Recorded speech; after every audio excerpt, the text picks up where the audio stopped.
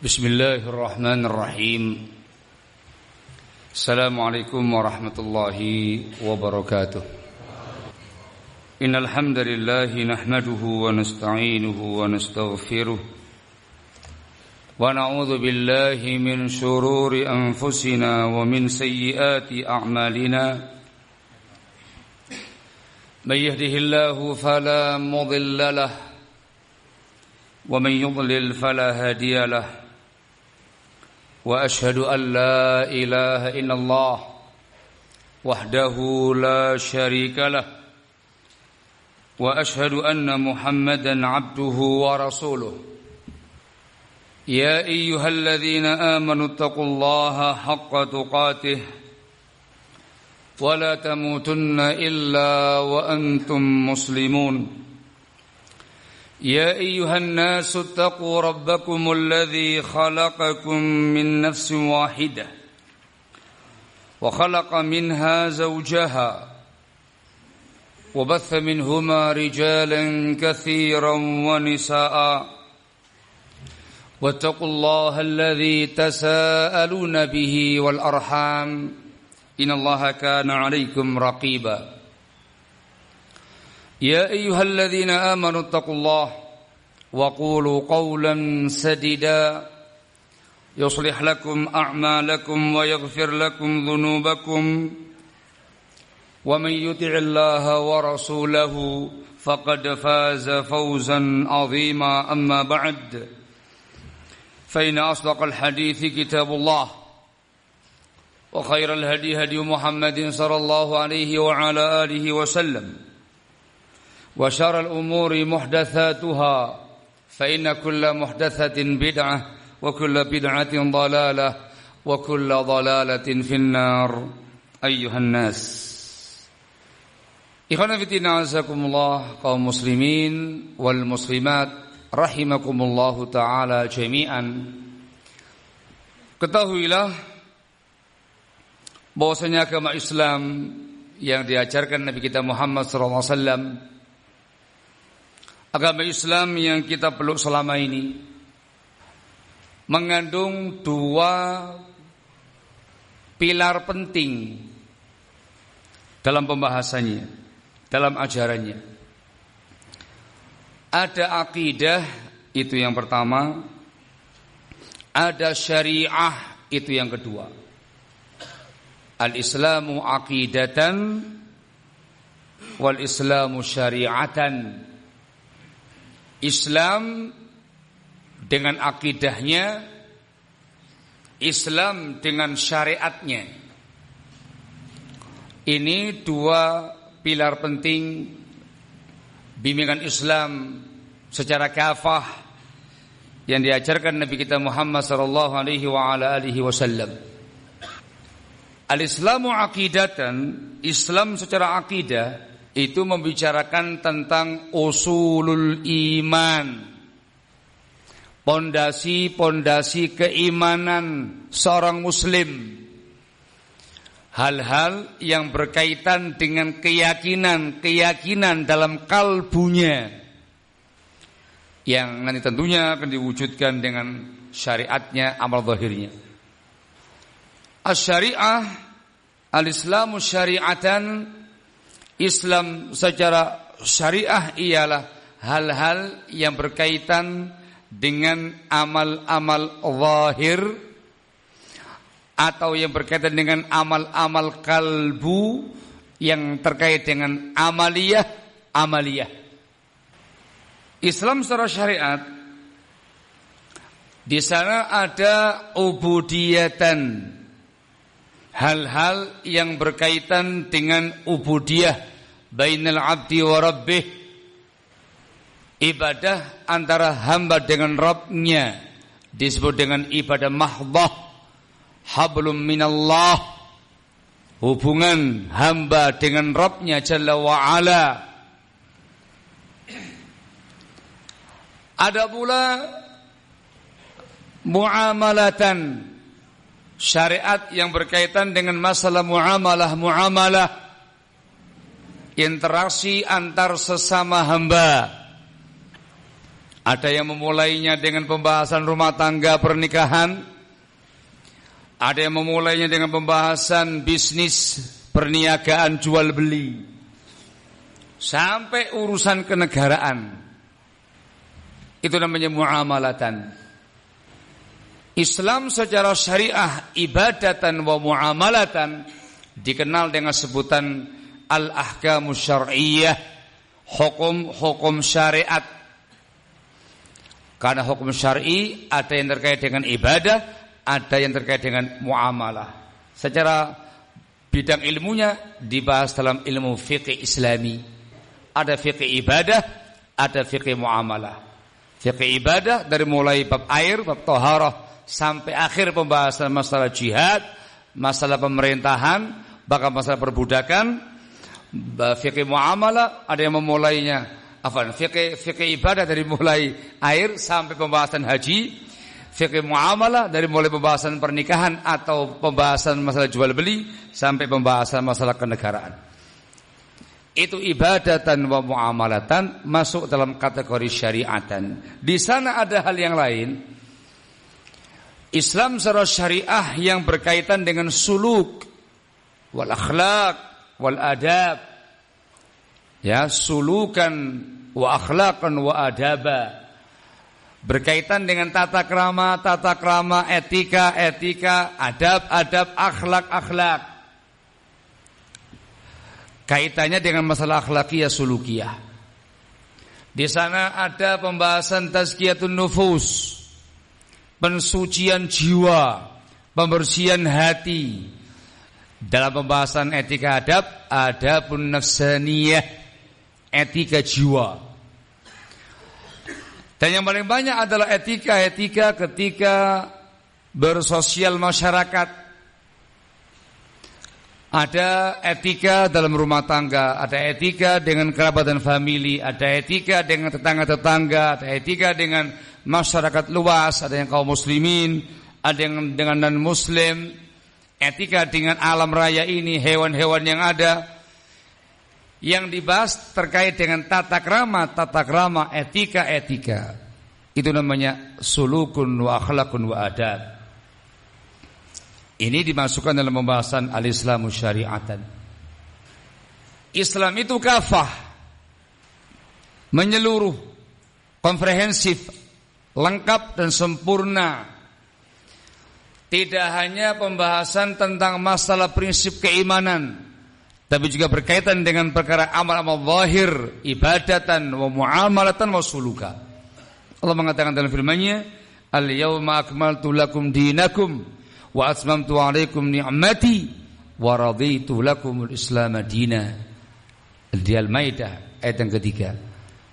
Pada hari ini aku telah sempurnakan untuk kalian agama kalian.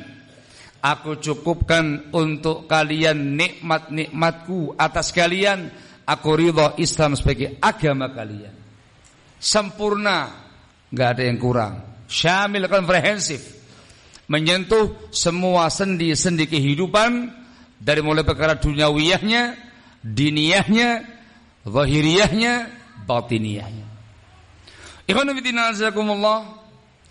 Tema kita kali ini adalah mengenal akidah yang benar, pondasi kokohnya keimanan. Akidah Islam ini luas penjabarannya, luas cakupannya, luas kajian-kajian pembahasannya. Namun disimpelkan, diglobalkan pada arkanul iman sittah. Rukun iman ada berapa? Ada berapa? 5. Kok 5? Itu Islam. Kalau rukun iman ada berapa? Ada 6. Rukun iman yang 6 disebutkan dalam hadis Jibril yang cukup panjang.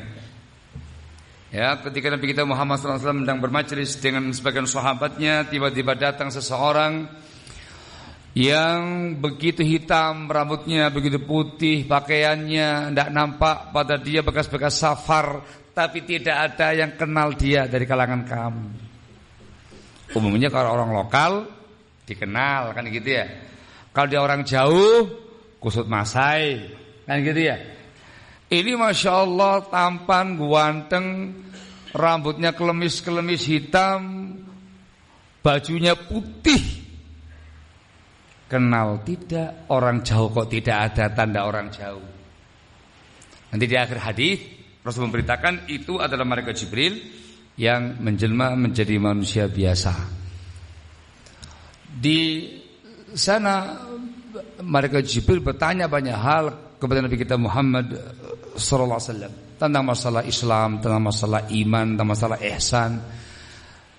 3 poin ini menanyakan tentang 3 hal yang itu dikatakan oleh para ulama adalah maratibuddin, tingkatan-tingkatan seseorang dalam berislam, dalam beragama. Jadi dalam berislam ada level-levelnya nih. Muslim level 1, Muslim level 2, ada level 3. Dari mulai yang paling rendah sampai yang paling tinggi. Level yang pertama adalah Islam. Dia sebagai seorang muslim, tanda keislamannya ada 2 kata para ulama. Yang pertama, ketika dia terlahir dari keluarga muslim, bapaknya muslim, ibunya muslimah, terlahir di keluarga muslim, maka dia sudah menjadi muslim semenjak lahirnya. Ketika dia telah balik, terkena beban syariat, sudah muslim. Tidak perlu yang namanya tajdidus syahadah, pembaharuan syahadat. Tidak perlu. Sudah muslim, gawan bayek. Tahu gawan bayek ya? Bawaan bayi. Alhamdulillah kebanyakan kita kaum muslimin yang tinggal di tengah kaum muslimin, muslim gawan bayek. Ada yang kedua, ketika dia sebelumnya tahu non ya? Non muslim. Dia dikatakan muslim ketika mengucapkan 2 kalimat syahadatain. Ya, di depan pemerintah yang berkaitan, disaksikan oleh kaum muslimin, mengucapkan 2 kalimat syahadatain. Dia mengatakan asyhadu an la ilaha illallah wa asyhadu anna muhammadar rasulullah. Harus melafalkan 2 kalimat ini dan dipersaksikan, maka dinyatakan sah. Siapanya ini? Nikahnya? Siapanya ini? Sah sebagai seorang muslim. Pindah status dari non login dia login masuk Islam. Semenjak itu dia di level awal, level sebagai seorang muslim. Seorang muslim pasti memiliki keimanan, meskipun tidak sempurna keimanannya, itu pasti.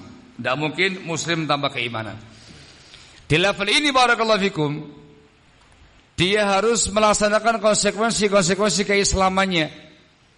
Ketauhidan dia diminta, dituntut untuk beribadah hanya kepada Allah semata. Namanya tauhid. Konsekuensi kalimat syahadah la ilaha illallah. Tidak ada sesembahan yang berhak diibadahi kecuali Allah Jalla wa'ala, mengisbatkan, menetapkan Allah semata sebagai satu-satunya yang dia sembah, yang dia ibadahi, meniadakan segala sesuatu yang disembah selain Allah Jalla wa'ala. Tauhid. Dan dalam beribadah kepada Allah harus dengan bimbingan Nabi kita Muhammad SAW. Itu konsekuensi syahadat Muhammadur Rasulullah. Ya, ibadahnya sesuai dengan yang diajarkan Nabi kita Muhammad SAW. Tidak boleh membuat ajaran sendiri. Jangan sampai ada ajaran kampung laut. Yang ada ajaran Islam yang diamalkan di kampung laut. Jangan sampai salah bahasa ya. Itu dengan bimbingan Nabi kita Muhammad SAW. Konsekuensi syahadat Muhammad Rasulullah. Ini prinsip dalam keislaman. Selebihnya dia menyempurnakan keislamannya dengan amal-amal batiniyah, prinsip-prinsip keimanan, itu pembahasan iman, dan menyempurnakan keislamannya dengan prinsip-prinsip amal zahir, prinsip keislamannya disimpelkan, diglobalkan pada rukun Islam yang berapa? 6. Loh kok jadi 6? Rukun Islam yang 5. Ini udah mulai ngantuk ini kayaknya. Nah, harus disemangati dikit ini. Ingat, ini kajian spirit. Nah, ngantuk kabeh ganti namanya, jangan spirit. Sprite. Barakallahu fikum. Diglobalkan pada rukun Islam yang 5. Ya, syahadatain. Yang kedua, salat. Yang ketiga, zakat. Yang keempat, yang kelima, tartibnya puasa haji atau haji puasa.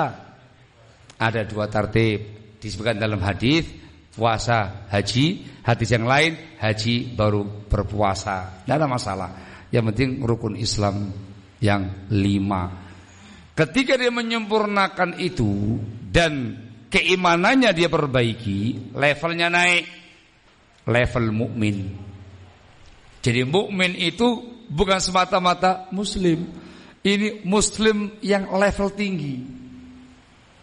Ngerti nggih? Kalau muslim saja macam-macam, yang lurus muslim, yang bengkok-bengkok selama dia masih muslim belum non muslim. Ya, yang fasik-fasik, yang ahli maksiat, dia masih muslim.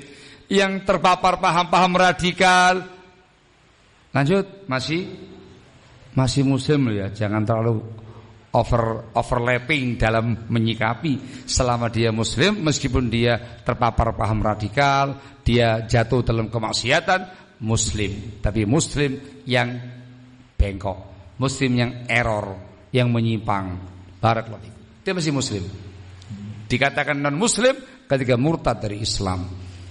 Intinya ketika dia lurus lempeng bagus, keislamannya bagus, keimanannya naik, level mukmin. Kata-kata mukmin itu muslim dengan level yang sangat tinggi. Setelah itu baru kemudian perlombaan, kita bahasakan musabaqah ilal khairat, perlombaan menuju tingkatan ubudiyah yang paling tinggi, namanya ihsan. Martabat ihsan. Itu keimanannya sudah Masya Allah, prinsip-prinsip imannya luar biasa, akidahnya benar, sahih, amaliyahnya semakin sempurna, kualitasnya, keikhlasannya dengan bimbingan sunnah, dan kuantitasnya, banyaknya dia sempurnakan. Semakin dia banyak, semakin dia fokus, semakin dia tinggi, semakin dia bagus akidah, ikhlas dan mutabah sunnahnya, semakin tinggi tingkatan Islam dan keimanannya, sampai pada tingkat puncak Islam dan iman, namanya ihsan fil ibadah. Orang yang namanya muhsin. Ada muslim, ada mukmin, ada muhsin. Itu tingkatan ihsan. Ini tingkatan kewalian, tingkatan siddiqiyah.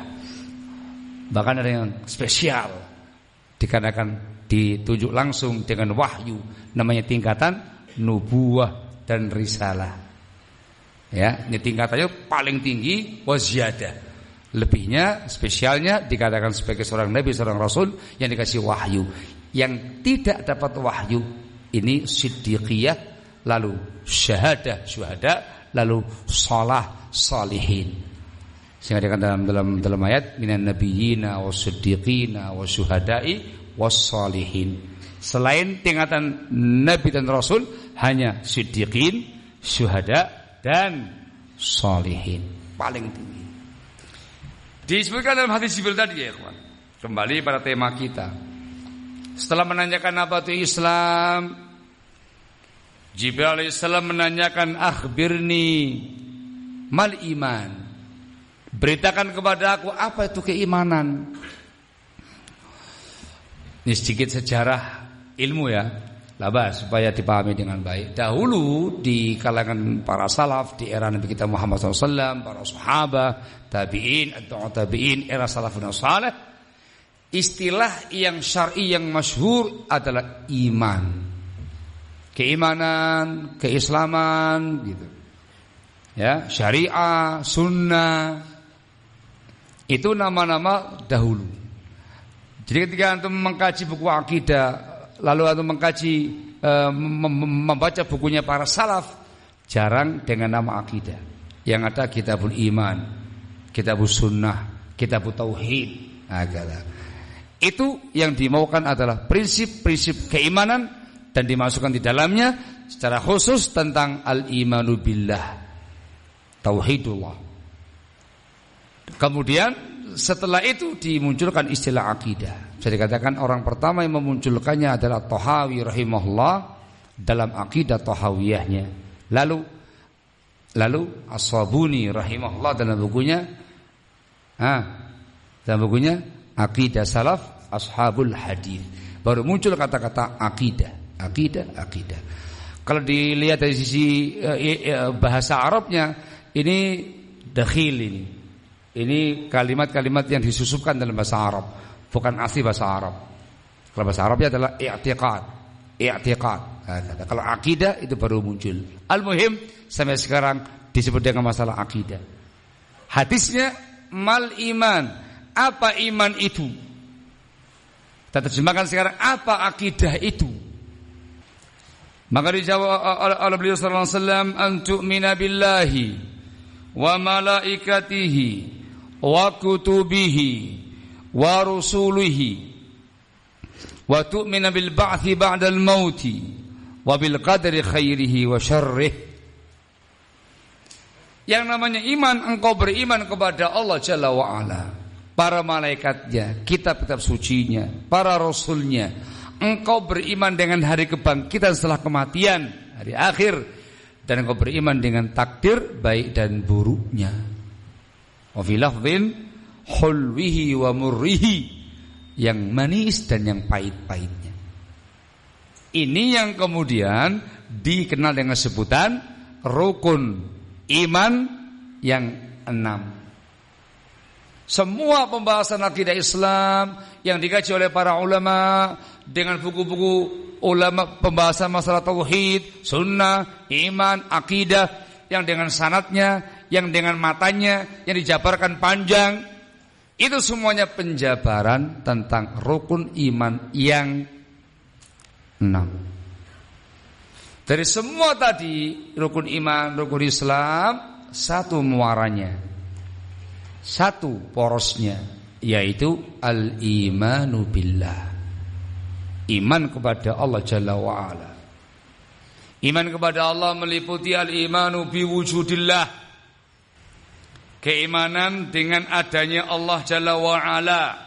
Ini ada di fitrah masing-masing hamba-hambanya. Semuanya mengimani adanya Allah Jalla wa'ala. Barakallahu fikum. Satu yang gak mengimani demikian, siapa kira-kira? Waduh, saya gak punya hadiah ini. Ada door prize gak ya? Biasanya pada dia mengadakan door prize ini. Mana door prize ini? Anak mau ngasih minyak wangi, tinggal segini minyak wangi saya. Percuma. Iman kepada wujudnya Allah itu ada dalam fitrahnya masing-masing hamba Allah. Hatta yang kafir, hatta yang musyrik, itu otomatis. Ada satu yang gak mengimani wujudnya Allah Jalla wa'ala. Siapa dia? Ada yang tahu? Hadiahnya apa ini? Lumayan lah, 1 gelas aqua ini. Antum gak bawa air kan? Yang bisa kita kasih aqua 1 botol ini. Kaum ateis kan gak punya agama kaitannya, tapi dia percaya adanya Allah Jalla wa'ala. Saya gak mengatakan apakah ada yang gak punya agama. Banyak. Satu-satunya orang, kata para ulama, yang tidak percaya dengan adanya Allah Jalla wa'ala. Siapa dia? Angkat tangan dulu, Bob. Angkat tangan di situ, nyonjok. Siapa? Antum maning, sing liyane lah. Siapa? Ini pentingnya belajar akidah. Saya pancing antum, berarti penting mengkaji yang namanya pembahasan akidah. Jangan semangat manhaj terus, dikit-dikit tahdzir lagi. Kalau gak ada gitu gak seru. Penting semua, akidah juga penting. Satu loh ya. Masa nggak tahu antum? Siapa yang nggak tahu? Satu masa nggak ada yang tahu. Bukannya iblis. Bukannya iblis. Bukan ya? Wah, Masya Allah. Iblis saja meyakini adanya Allah Jalla wa'ala. Tahu ada Rabb al-alamin. Kalau dia bersumpah mengatakan fa bi izzatika. Dia mengatakan Rabbi fa'anzirni ila yaumi yub'atsun. Rabbi. Iblis punya Rabb. Tahu adanya Rabbul alamin. Ada satu yang enggak demikian. Sopo kuwi? Lumayan nih aku nih. Yang di luar sana. Ayo antum. Fir'aun. Tahu dia pas ketika ditenggelamkan di lautan ngomong kok. Wah, percaya langsung. Itu karena dia sombong baik. Nggak ada yang tahu kan? Ya sudahlah, gagal. Satu itu kata para ulama konsekuensi dari akidah dan keyakinan dia. Sosok yang bernama Jahm bin Safwan, tokoh kelompok Jahmiyah. Jahm bin Safwan. Kenapa demikian? Dia punya akidah menolak dan mengingkari semua nama-nama Allah yang husna dan semua sifat-sifat Allah yang mulia. Allah itu tidak punya nama, tidak punya sifat. Itu konsekuensinya Allah tidak ada. Dipahami nggak? Sesuatu yang mewujud, yang wujud pasti punya nama. Minimal namanya apa? Wujud. Namanya mewujud, hal yang ada. Apa sifatnya? Ya wujud. Sifatnya itu ada. Kalau dia mengatakan tidak punya nama, gak punya sifat, sama dengan tidak ada zatnya.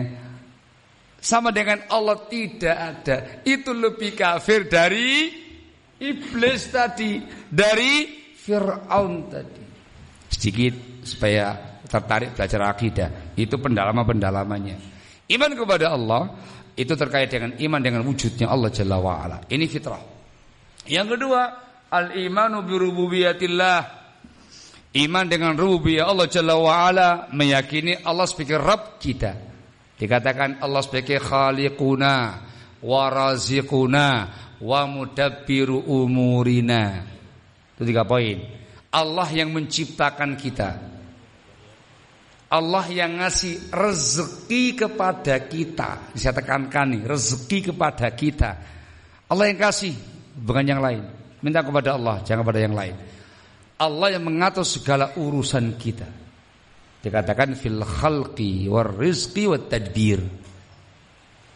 Ini juga fitrahnya manusia. Kaum musyrikin yakin dengan ini. Sedikit sekali dari mereka yang enggak meyakininya. Fir'aun tahu ini, iblis tahu ini. Allah sebagai Rabbul Alamin. Sehingga yang semata-mata meyakini Allah ada, semata-mata meyakini Allah yang menciptakan, yang ngasih rezeki, yang mengatur segala urusan alam raya ini, belum dikatakan muslim. Kenapa? Iblis percaya. Iblis bukan muslim. Fir'aun percaya. Fir'aun bukan muslim. Baru yang ketiga, al-imanu bi uluhiyatillah. Ini dibahas dalam pembahasan rukun Islam yang pertama, syahadat la ilaha illallah. Beriman dengan uluhiyah Allah Jalla wa'ala. Apa maknanya? Maknanya adalah la ilaha illallah, la ma'budu bihaqqin illallah.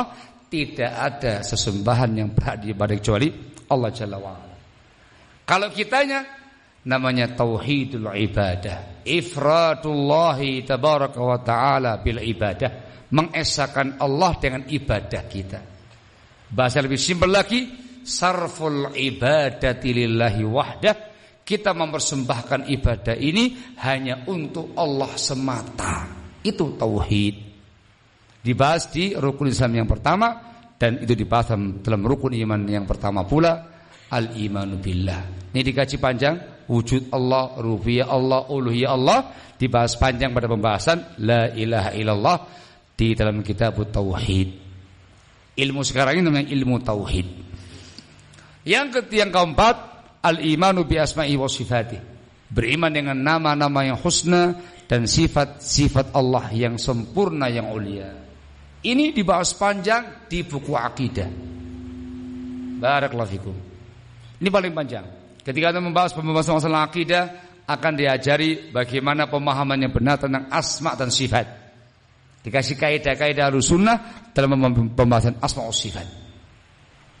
Gitu ya. Ini dibahas sendiri. Ada kaidah-kaidahnya, ada berbagai macam ketentuannya. Yang penting kita meyakini Allah Jalla wa Ala memiliki asmaul husna. Ada berapa asmaul husna?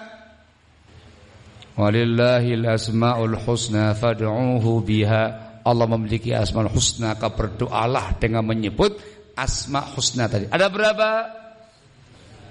Ada berapa? Yang diketahui 99. Yang enggak diketahui banyak banget. Tidak ada yang tahu jumlahnya kecuali Allah Jalla wa Ala. Hadis lillahi tis'un wa tis'una isman man ahsaha dakhala jannah. Allah Jalla wa Ala memiliki 99 nama. Barang siapa memang ihsa'nya masuk surga. Ini yang disebutkan dalam Quran dan Sunnah, dan ini yang disampaikan, yang diajarkan kepada kita semua, bukan pembatasan. Dikatakan man ahsaha dakhala jannah. Barang siapa memang ihsa'nya masuk surga. Kata-kata ahsa, kata Ibnu Qayyim al-Jauziyah rahimahullah, ada 3 makna, 3 level yang paling sempurna, yang menyempurnakannya. Yang pertama adalah barakallahu fikum, menghafal nama-nama asmaul husna. Itu level yang paling rendah. Allah, Rahman, Rahim, Al-Alim, Qadir. Itu level yang paling rendah. Level yang lebih tinggi lagi adalah fahmu ma'aniha. Kamu pahami maknanya. Dipahami maknanya, si kandungannya. Ini kata para ulama, ilmu akidah yang paling penting, yang paling urgen, dan penjabarnya panjang sebanyak 99 nama tadi. Dipahami maknanya. Para ulama dan nulis buku khusus tentang masalah ini. Seingat saya ada ustadz kita yang punya buku ya tentang Asmaul Husna. Ustadz Idrar kayaknya beliau punya penjabaran syarah Asmaul Husna. Pelajari buku ini supaya antum bisa lebih mendalam terkait dengan akidahnya antum, barakallahu fikum. Dan yang paling tinggi levelnya adalah mengamalkan isi kandungannya sesuai dengan kandungan dan makna masing-masing nama. Allah punya yang namanya lafzul jalalah Allah. Allah dari kata-kata al-ilah fi makna al-ma'luh. Ilah dengan mana makhluk yang disembah, yang diibadahi. Kita hafal Allah, maknanya al-ma'luh, al-ma'bud, yang disembah, yang diibadahi. Apa konsekuensi amalnya? Harus bertauhid. Ibadah kita harus dipersembahkan hanya untuk Allah semata. Bertauhid tanpa syirik, ibadah tanpa syirik. Hakada. Allah punya nama Al-Ghaffar, Al-Ghafur, dan yang maha menutupi dosa. Al-Ghaffar, Al-Ghafur, kata-kata Al-Ghaffar, Al-Mighfar itu situr syai', menutupi sesuatu. Tsumma tajawuzu an, lalu memaafkannya. Al-Ghaffar artinya Allah Jalla wa Ala, zat yang maha menutupi dosa-dosa hambanya, lalu memaafkan dan mengampuninya. Itu Al-Ghaffar. Ini kalau dosanya jenengan kita ini enggak ditutupi, baunya Pak, enggak bakal bisa duduk di samping kita ini. Saking busuknya dosa kita ini. Bau. Sekarang masih asik ini kan, kumpul bareng ya, uyul-uyulan di masjid, masya Allah. Itu karena Allah Jalla wa Ala yang menutupi dosa kita, yang menutupi aib-aibnya kita, lalu mengampuninya, ditutupi, diampuni. Itu adalah Ghaffar. Al-Mighfar itu adalah topi besi, topi yang dipakai di kepala ketika perang. Barakallahu fikum. Al-Ghaffar, Al-Ghafur, konsekuensinya adalah Allah itu maha mengampuni dosa hamba-hambanya. Yang bisa kita amalkan berarti kita punya Allah Jalla wa Ala yang merahmati hambanya, yang mengampuni dosa-dosa hambanya. Maka banyak istighfar, banyak taubat. Ya, ketika salah istighfar, taubat, salah istighfar, taubat, terus demikian. Barakallahu fikum. Mereka yang sedang terjerembab dalam lumpur kehinaan, dosa dan maksiat, jangan putus asa. Kalau Anda insaf kembali kepada Allah Jalla wa'ala, sebesar apapun, sebanyak apapun dosa-dosa Anda, Allah akan ampuni semuanya. Apa syaratnya? Dia bertaubat kepada Allah Jalla wa'ala, istighfar, mohon ampun kepada Allah Jalla wa'ala dengan taubatan nasuha. Bahkan rahmat Allah lebih daripada itu. Bukan semata-mata diampuni dosanya, bahkan dikasih surga. Yang dosa hambanya ini, yang banyak memungkar maksud hambanya ini, yang banyak kefasikan hamba-hambanya ini. Tapi ketika sang hamba tadi betul-betul insaf, menyesal, sadar diri, bersimpuh di hadapan Allah Jalla wa'ala, dzul, merendahkan dirinya di hadapan Allah Jalla wa'ala, inkisar, wanadamah, patah hatinya, patah dirinya, menyesal yang sangat di hadapan Allah Jalla wa'ala, dengan ta'zim, mengagungkan Allah Jalla wa'ala. Itu dalam bahasa ilmu tauhidnya, hamba tadi mencapai maqamul ubudiyah. Dia berada di titik nadir penyesalan dia. Itu artinya dia berada di puncak tadzallul wa ta'abbud, puncak merendahkan diri, puncak penghambaan kepada Allah. Ketika itulah dia tahu dan dia mewujudkan sebagai seorang hamba abdun. Itu makom di mana hamba itu kondisinya paling dicintai oleh Allah Jalla wa'ala. Maka Allah kasih rahmatnya, diampuni semua kesalahan dia, diampuni semua dosa dia, bahkan dikasih surga setelah itu. Allah mengatakan dalam firman-Nya, ya ayyuhalladzina amanu tubu ilallahi taubatan nasuha. Wahai orang yang beriman, bertobatlah kamu kepada Allah dengan taubatan nasuha, taubat yang jujur, yang benar, sesuai dengan semua ketentuan-ketentuannya, dan taubat dari semua dosa. Apa pahalanya? Asa rabbukum ayyukaffira ankum sayyiatikum. Satu, itu pasti Allah akan hapuskan kesalahan kalian, tutupi aib kalian, memaafkan, mengampuni semua dosa kalian. Apakah titik ayatnya atau ada lanjutannya? Hah? Ada lanjutannya. Itu rahmat Allah Jalla wa'ala. Wa yudkhilukum jannatin tajri min tahtihal anhar. Dan Allah akan memasukkan kamu semuanya ke dalam surga-surganya yang mengalir bawahnya sungai-sungai. Tidak cuma diampuni dosanya, dikasih surga. Kenapa? Kalau tobatnya tobat yang nasuha, Anda bukan semata-mata minta maaf, minta ampun, tapi dengan tobatnya Anda di posisi makom ubudiyah yang paling sempurna. Itu amal yang luar biasa. Dikasih ganjaran surganya Allah Jalla wa'ala. Itu kalau diperpanjang per nama, itu ilmunya luas banget. Kata para ulama, itu merupakan anfa'ul ulum, ilmu yang paling manfaat. Ya, dikatakan sebagai ahamul ulum, ilmu yang paling urus, yang paling penting pada agama ini. Memahami Asmaul Husna lengkap dengan konsekuensi-konsekuensinya dan pengamalannya. Dari mulai A sampai Z. Itu akidah ada, prinsip keimanan ada, ketauhidan ada, terkait dengan akhlakiyah, adabiyah ada, konsep kehidupan ada. Lengkap itu ilmunya. Kajilah ilmu ini, maka akidah Anda akan semakin kokoh, iman Anda semakin kokoh. Itu namanya al-imanu billah, iman kepada Allah Jalla wa'ala. Baru satu.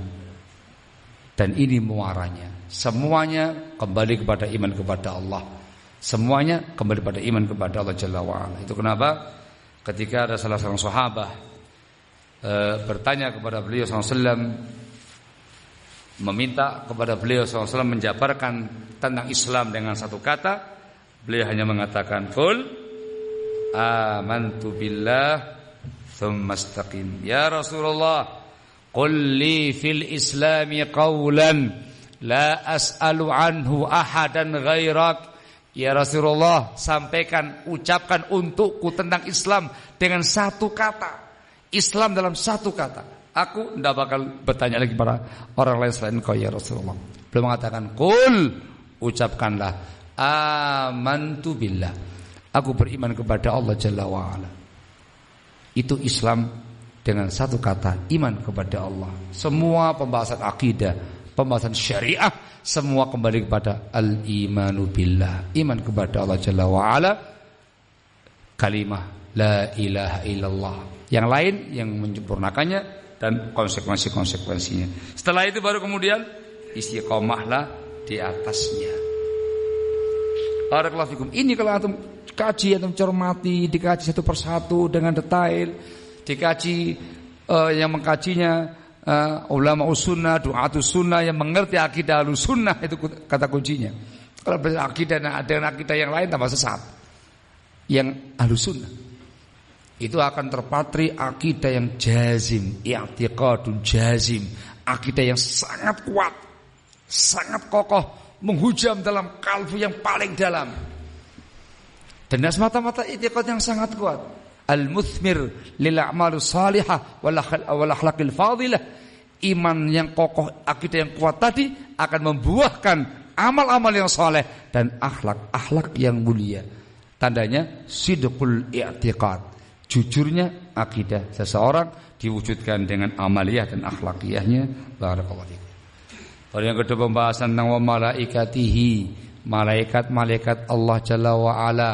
Yakini malaikat itu ada dengan zatnya.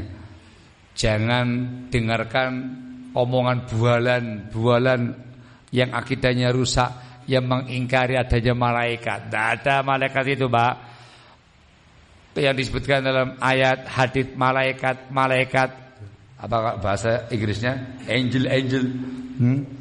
Itu bukan zat malaikat, itu power positif.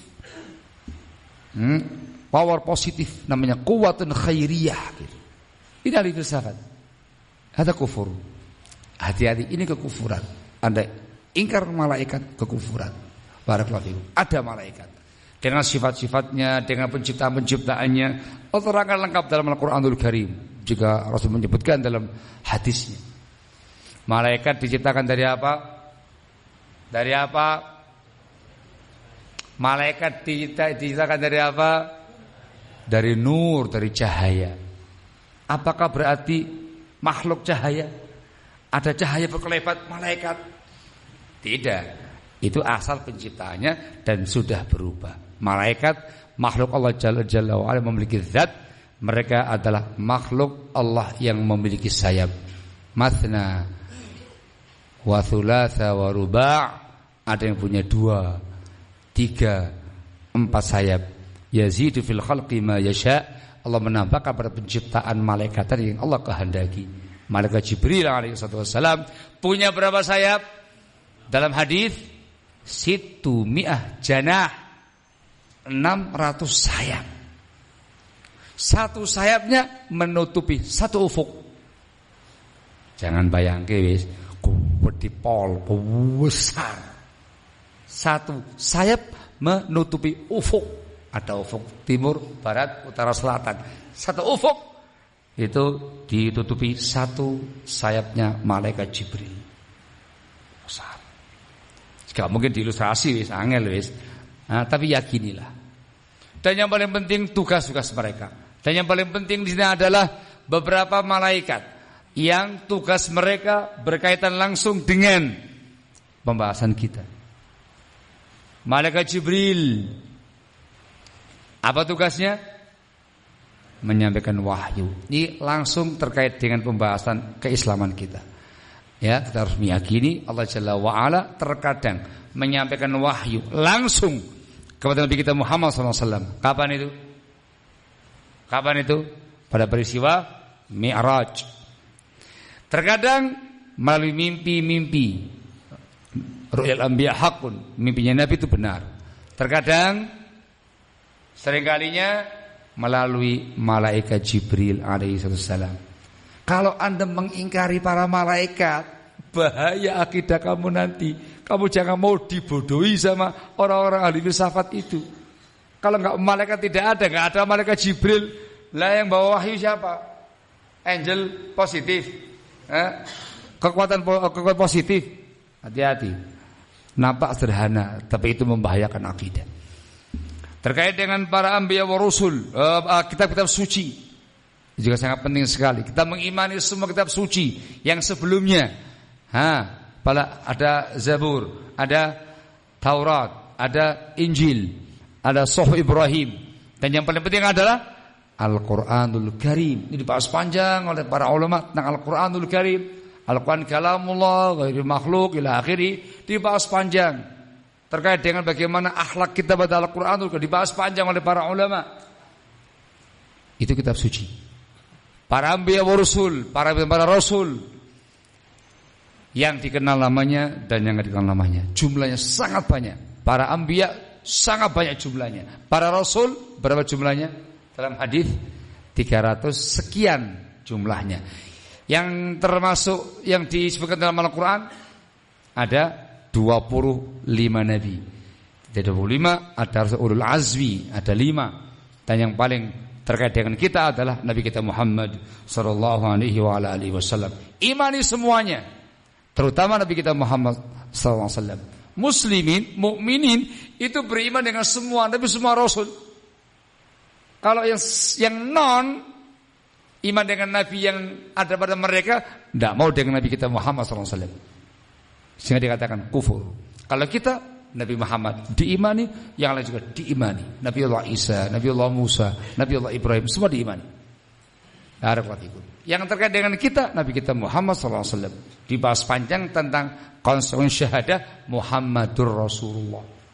Pembahasan sunnah, mutaba'atus sunnah, tamasuk bis sunnah.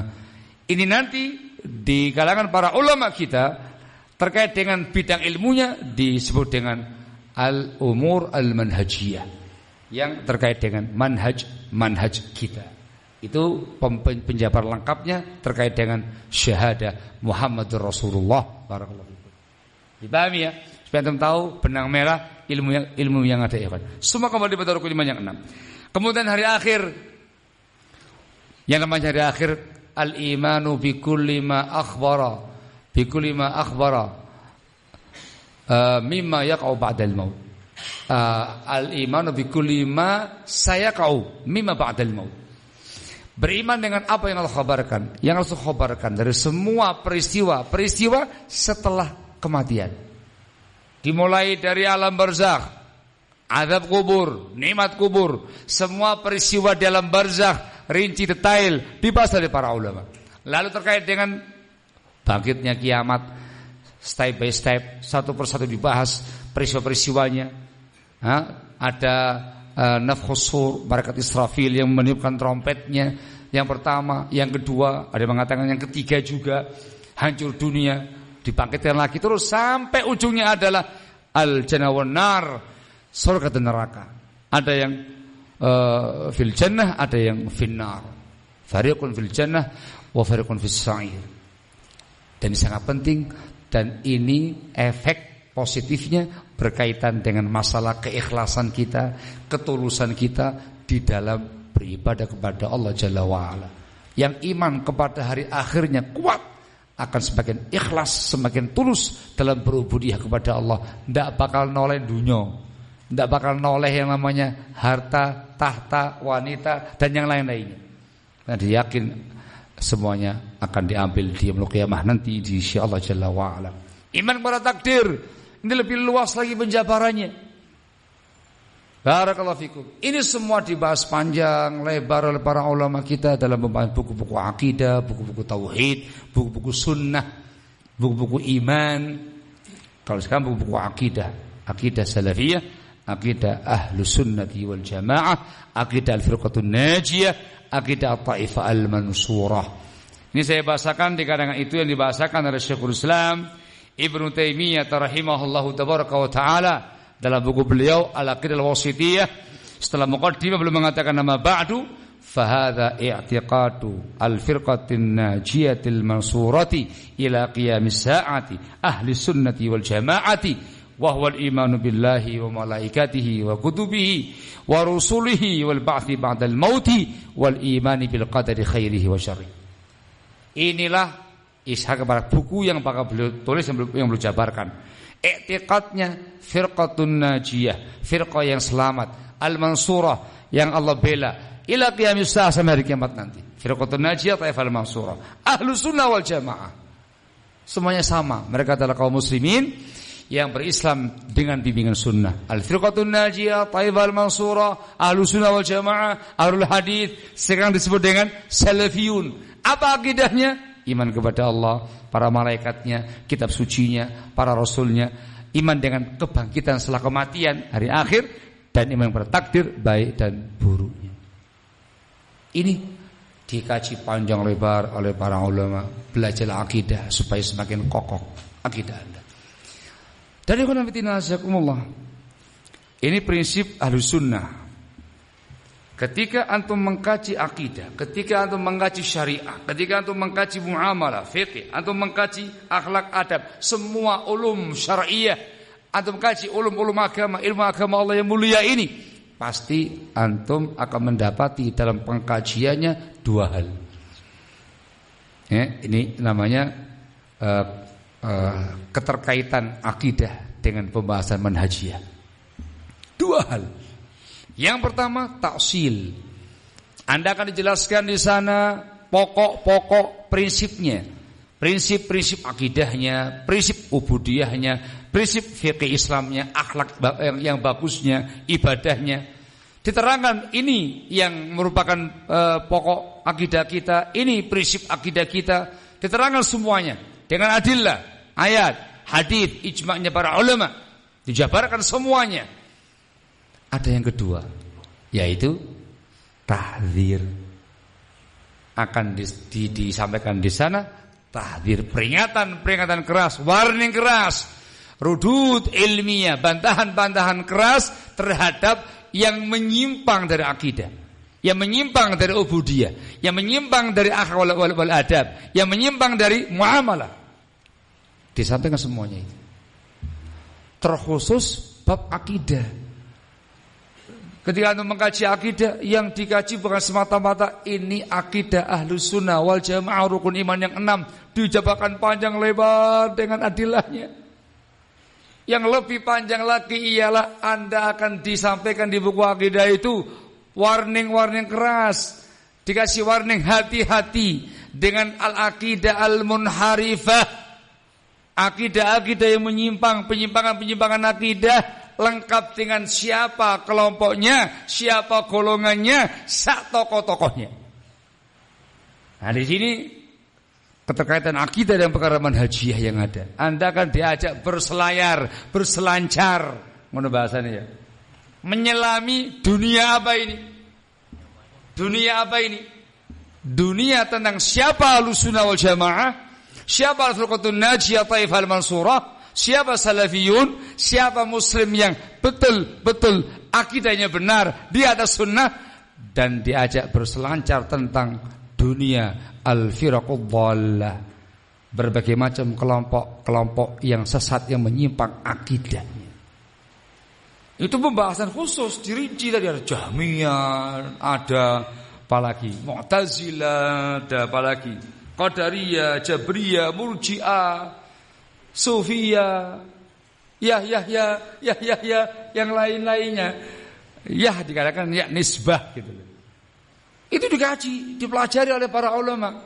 Begini, diterangkan semuanya. Kapan munculnya, siapa pendirinya, siapa pencetusnya, apa nama kelompoknya, bagaimana pergerakan-pergerakannya, bagaimana pemahaman. Ini dibahas panjang oleh para ulama. Ditulis oleh para ulama, dikaji oleh para ulama. Untuk apa ini? Warning, hati-hati, yang ini bukan akidah Islam yang benar. Hati-hati, ini menyimpang, jangan sampai salah berakidah. Akhirnya pembahasan akidah ketika diperpanjang, diperdalam, itu ada yang namanya niqash gitu ya. Nah, ini akidah yang benar, ini yang menyimpang, akidah yang benar, ini yang menyimpang. Ada yang namanya dialog, bantahan ilmiah para ulama sunnah terkait penyimpangan akidah. Tanpa disadari Anda diajari hal-hal yang penting. Satu, pentingnya perkara manhajiyah. Ya, akidah itu erat dengan perkara manhajiyah, manhajiyah erat dengan perkara akidah. Bukan semata-mata memaparkan kebenaran tapi juga membantah kebatilan. Antum diajari lagi yang namanya ilmu enggak cuma satu. Ilmu itu dua. Yang punya dua yang paling sempurna ilmunya. Yang pertama ma'rifatul haqqi bil adillah. Yang kedua ma'rifatul batil kadzalika bil adillah. Anda harus mengenali, mengilmui kebenaran dengan dalil-dalilnya. Antum yakini, antum pegangi, antum ilmui, antum amalkan, antum dakwahkan. Yang kedua namanya ma'rifatul batil, mengilmui yang batil-batil, mengenali yang batil-batil. Untuk apa ini? Antum waspadai, hati-hati daripadanya dan peringatkan kaum muslimin dari bahayanya. Yang ini taksil, yang ini tahdzir, yang ini ta'dil, yang ini jarah. Namanya ilmu jarah wa ta'dil. Yang paling sempurna yang tahu dua-duanya. Barakallahu fikum. Terus banyak kemudian kemanfaatan yang lain ketika antum mengkaji lebih luas, lebih mendalam tentang akidah Islam. Yang paling penting di sini adalah tema kita. Akidah yang benar tadi dengan penjabaran yang begitu luas tadi, ketika antum kaji, pelajari dengan serius, dengan dalil-dalilnya, ayat, hadis, keterangan para ulama, dan antum yakini dimasukkan di kalbu yang paling dalam, i'tiqadun jazim, maka iman kamu itu sangat kokoh, sangat kuat, tidak bakal goyang dengan semata-mata satu bungkus Indomie. Tidak bakal goyang dengan semata-mata bantuan satu dus. Isinya beras, isinya minyak, isinya gula, isinya mie, isinya endok. Tidak bakal goyah. Karena iman sudah menghujam dalam kalbu yang paling dalam. Itu kenapa dalam Islam 3 menit lumayan. Kenapa dahulu para sahabatul kiram di awal-awal Islam, ketika sudah masuk Islam, mengkaji Islam, mengimani Islam, tidak pernah mau lagi kembali pada agama sebelumnya. Tidak biar dimurtadkan dari Islam. Kenapa itu? Akidahnya benar, akidahnya kokoh, akidahnya kuat, diyakini di kalbu yang paling dalam. Ini dikatakan basyasyatul iman. Itulah yang namanya basyasyatul iman, ketika sudah bercampur dengan darah daging seseorang. Tidak bakal bisa dicongkel dengan apapun. Siap mempertahankan akidah meskipun harus mengalami berbagai macam godaan, rintangan, siksa dan aniaya. Para sahabatul kiram di masa lalu, di awal Islam, Bilal bin Rabah, Yasir, Sumayyah, Ammar bin Yasir, dan sahabat yang lain yang disiksa ketika itu, tidak goyah keimanannya. Tidak goyah, disiksa dengan apapun tidak goyah keimanannya, digoda dengan apapun tidak goyah keimanannya. Kenapa? Karena sudah menghujam dalam kalbu yang paling dalam. Akidahnya sahihah, benar, akidahnya jazimah, kokoh dan kuat, ala ilmin, ala basiratin, dengan dasar ilmu, dengan dasar petunjuk, dan dia wujudkan dengan amal solehnya, dengan akhlak yang mulianya, kokoh akidahnya. Apalagi itu ada para pemuda-pemuda Islam yang masih punya jiwa menggelora yang begitu semangat. Apalagi sudah mendarah daging sampai di usia tua. Dari mulai dia muda sampai sudah usia tua-tua ini, dengan akidah yang sangat kuat, sangat mendarah daging. Yang seperti ini bukan semata-mata mencapai tingkatan Islam yang tinggi, iman yang tinggi, bahkan nanti ihsan, akan melahirkan generasi Islam yang militan dengan agama Islamnya, mencintai Islam dengan sepenuh hatinya, siap untuk mengilmuinya, mengamalkannya, mendakwahkannya, memperjuangkannya dengan harta bendanya, dengan jiwa raganya. Militan dikarenakan akidahnya sahih, kokoh, kuat, menghujam, dan jujur diwujudkan dengan amal solehnya, bertakwa dia, soleh dia, bagus subudianya, bagus muamalahnya, dan juga akhlakiyahnya. Barakallahu fikum. Maka perhatikan bab akidah, kaji akidah itu dengan sebenar-benarnya, dengan ayat, dengan hadis, keterangan para ulama, mendalam dengan penghayatan. Semoga Allah Jalla wa'ala memberikan anugerah pada kita semua akidah jazimah sahihah, dikasih akidah yang kuat, dan semoga Allah Jalla wa'ala memberikan istiqomah kepada kita semua, istiqomah di atas akidah sunnah dan menggapai husnul khatimah wal jannah. Amin ya rabbal alamin. Naktafi lahuna subhanaka wa bihamdik asyhadu an la ilaha illa anta astaghfiruka wa atubu ilaik. Barakallahu fikum.